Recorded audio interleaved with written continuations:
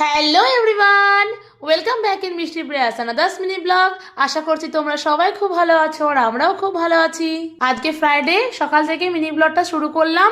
সকালে ঘুম থেকে উঠে ফ্রেশ হয়ে সোজা ছাদে চলে গেছিলাম। দেন তো ঠাকুর প্রণাম করে নিচে এসে বসলাম শীতের সকালে গরম গরম চা নিয়ে। দেন তো বদ্দি ভাই সকালের ব্রেকফাস্টে বানিয়েছিল পাস্তা, যেটা আমরা টিফিনেও নিয়ে গেছিলাম। দেন তো সকালে ব্রেকফাস্ট করে আমি রেডি হয়ে নিলাম স্কুলে যাওয়ার উদ্দেশ্যে। আর আজকে তো আমাকে ভাই স্কুলে ছাড়তে গিয়েছিল।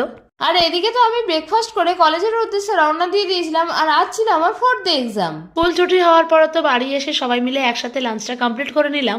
দেন তো বিকালবেলা দুজন মিলে চলে গেছিলাম পার্লারে, কারণ সামনেই আমাদের একটা বিশেষ প্রোগ্রাম আসছে, তার জন্য প্রস্তুতি শুরু করে দিলাম। তারপর তো সেই পথেই আমরা দুই বোনে মিলে বেরিয়ে পড়েছিলাম মার্কেটে কিছু টুকটাক কেনাকাটা করতে আর তার সাথে খাওয়া দাওয়া করতে।